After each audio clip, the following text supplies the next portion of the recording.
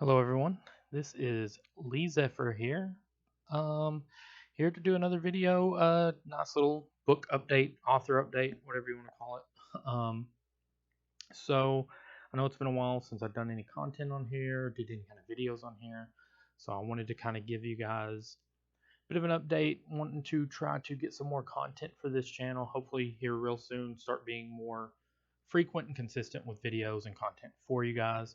Um, as you know, the channel is now being known as Not a Sidekick Publishing, uh, which is a big change I made. I think I did a video. I don't know if I did a video necessarily detailing it or explaining it here. I know I did on my other channel that I'm a big part of, which is Not a Sidekick Productions, which ultimately was the reason, one of the bigger reasons for that is I pretty much had been loyal to both Lee Zephyr Books and Not a Sidekick Productions, and just in an order to try to spread the name and branding and try to get more recognition, hopefully, between the two channels. I decided to change this one and loop in my book and author stuff in with my other YouTube stuff and still keeping them separate but also connected. So that's why for video game videos, nerdy, pop culture, taste tests, stuff like that will all be over on the Not a Sidekick Productions. And then book stuff, author stuff, uh, podcasty type stuff, and like home life, author life type stuff will all be over here on the Not a Sidekick Publishing. And so there's that little bit of an update. Currently on Bookwise, I am still hard at work working on my second self-published release, which is going to be Blood and the Blues, or The Blood and the Blues. Still working on the whether it's going to sound better. Maybe let me know down below if you think it sounds better, just Blood and the Blues or The Blood and the Blues, which is a detective noir mystery thriller set in like a New Orleans-esque jazzy kind of supernaturally haunty detective novel. All the good things. It's got the jazz music. It's got clubs. It's got swamps and voodoo, and it's got demons and gangsters and detectives and just all that stuff that you want in a nice detective noir book, or at least I would. Currently, I do have notes here to give you guys. Currently, I am sitting around 9,000 words, a little over 9,000 words on my word count there, and that is coming in at 33 pages right now. Now, I'm using Google Docs, so the word count, page count, all that stuff is by no means reflective of what it will be in the actual book when I actually do all my formatting. Obviously, I'm still on draft numero uno, taking me a lot longer than I'd like, but it's just, if you know, you know. Sometimes it's just the motivation, just trying to find that motivation and that focus and dedication. And I've got an 8-month-old baby that I'm taking care of, a full-time job that I'm taking care of, and so I am slowly but surely working on it and getting there. I promise. I am officially on chapter 4 out of, I think, like 25, 26 chapters I have in the outline. Again, subject to change, but so I'm hard at work on that. I will actually, if you would like to kind of help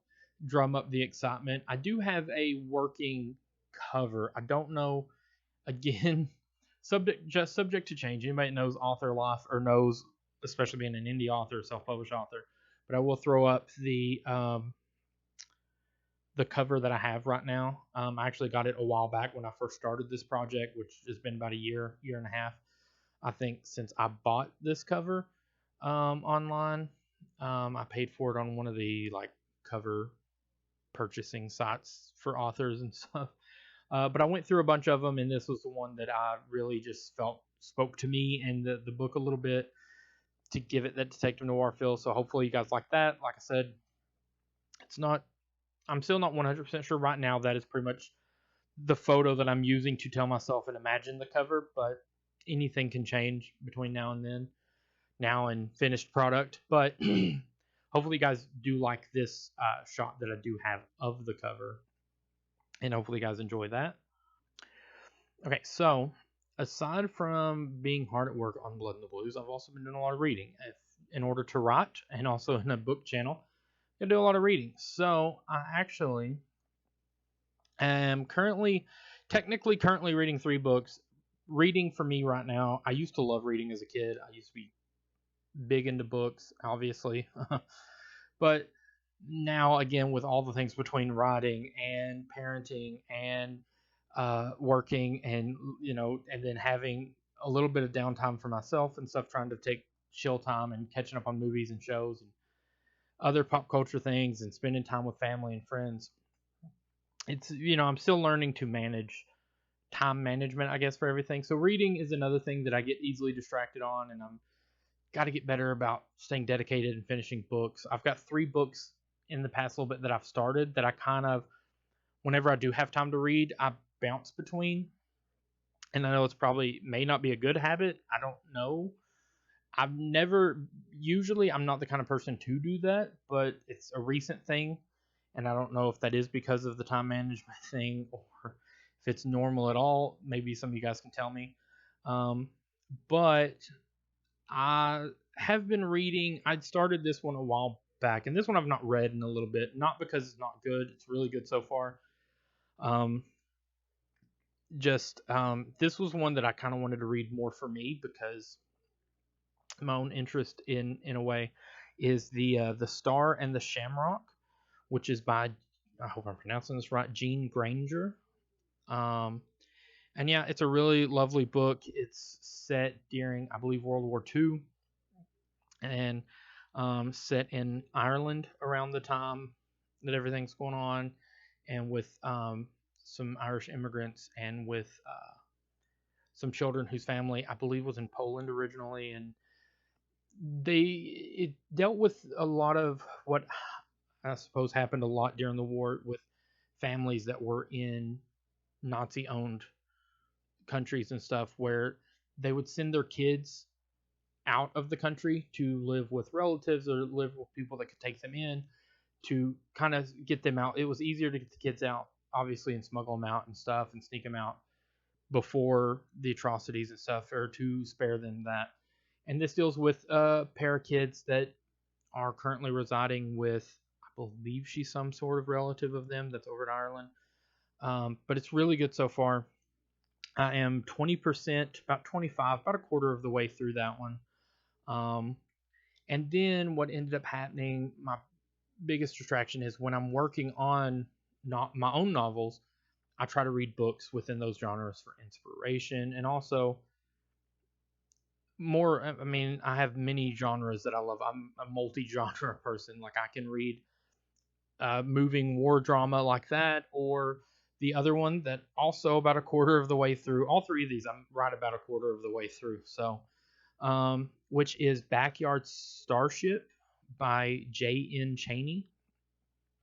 And this was actually one that I had gotten in a book reads giveaway, or Goodreads giveaway, over on the Goodreads website. And I'd entered the giveaway, and I'd wanted the digital copy of it, a free digital copy. And I started reading it. I love sci-fi. I love starship stuff. Star Wars, Blade Runner, Outlaw Star, all these kind of like great spacey sci-fi things. And currently I have notes, and obviously not started because I'm trying to finish Blood and the Blues first, but I do have notes and an outline drafted for my own sci-fi series, novels, or novellas that I would like to do. So, yeah, Backyard Starship's really good so far. I'm really enjoying it. And then currently, the one that I've been reading the most right now, to get in that detective-y and supernaturally mindset, is one that I actually have a physical copy of. The Star and the Shamrock, I've been reading on Amazon Prime, and Backyard Starship also through Amazon Kindle, but again, that was a free Goodreads that I got. This one's one I actually bought at Bookland, which is like an affiliate of Books a Million. It was at a mall up in Somerset, Kentucky, and it is Sherlock Holmes versus Cthulhu: The Adventure of the Deadly Dimensions by, I'm guessing, Louis H. Gresh. Maybe it's Lois H. Gresh. I'm not really sure. Yeah, this one's been really good so far. Again, I love Sherlock Holmesy type stuff. like Cthulhu type stuff, if you've seen a lot of my other videos, my background and stuff, I have an H.P. Lovecraft bust and a Cthulhu Funko. I actually may have gotten the Cthulhu Funko the same day I got that book, actually. But yeah, so I'm about a quarter of the way through that one. That's the one I've been mainly kind of trying to keep most of my attention and focus on right now to keep me focused on Blood and the Blues and staying motivated in that detective noir thriller type mindset. So very excited about that. And that's what I've been reading right now. And hopefully I'll try to update you guys as I go along and maybe do some book reviews as I finish some of these. And when I start reading new books, let you guys know. If you've read any of these or are currently reading any of these, let me know your thoughts. No spoilers, but let me know your thoughts. Spoiler-free thoughts on any of these or all of these. And so to top out this video, speaking of detectives, since it's been a very detective heavy thing, I wanted to give you guys a breakdown of my top 5 favorite fictional detectives. Now this can be from movies, TV, games, comics, anything. And again, I will say this was hard because I am a big fan of detective noirs. That's part of the reason why I wanted to do detective book series or books.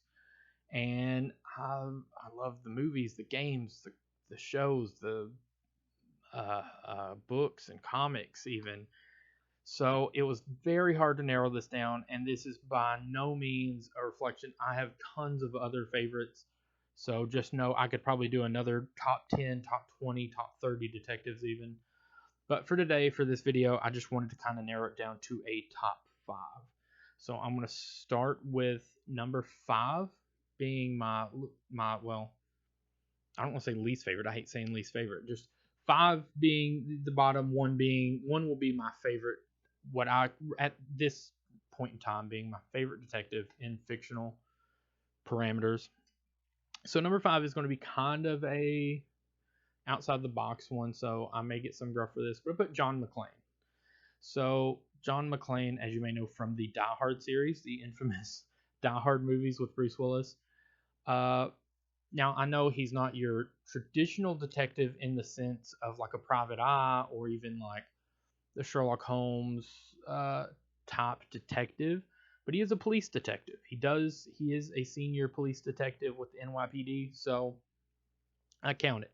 And to be fair, if you've seen some of the Die Hard movies, he is solving cases. I mean, it's not obviously you've got all the really good action scenes and stuff, but there's some, especially Die Hard with a Vengeance, if you've seen it, and you know he literally is solving puzzles in that one. So it doesn't get much more detective than that. Number 4 is another Bruce Willis detective, which is David Addison from the old Moonlighting TV series. My mom got me into the series back in high school, and because she knew I'm a big Bruce Willis fan, I've seen probably a good 80 to 90% of his film catalog, and most of those I've rewatched a dozen times, can quote most of his movies. And so, but I had never seen Moonlighting, didn't even know he was in a TV series. And she told me about it, and I found it on Amazon, found a couple of seasons, which you can't find anymore, trust me, because I needed to update and replace mine. Somebody's got to figure out how to get us some Blu-rays of that, some newly released Blu-rays or 4K Ultra HD Moonlighting. Where's that at? Especially with Bruce Willis retiring, this is the perfect time to release those. But all that aside, great detective show. I love it. It's kind of like a comedy type series, but still has a lot of detective cases. They still got mysteries to solve and clues and puzzles to track after. Number 3 is a newer detective, Benoit Blanc from Knives Out. One of my favorite movies, 2019. I do have that one on Blu-ray. I've watched that movie probably 10, 15 times in the past 2 years since it's come out. Or no, I guess it's been 3 years. 3 years since it came out. But again, it's one, even though it's a kind of newer movie, I could quote it. I love that movie. Daniel Craig does an excellent job. They're already working on the second one. And from what I've heard, I guess more. They're working on even more movies with that detective character in it. so much fun, very well done. He does remind you of that old sleuthy Columbo type detective, and I think that's what really drawn me to it, as well as a great mystery and an all-star cast. Here's where it's going to get controversial, right? In my mind, there's two detectives that should always make the top two of the list, that are always at the top two.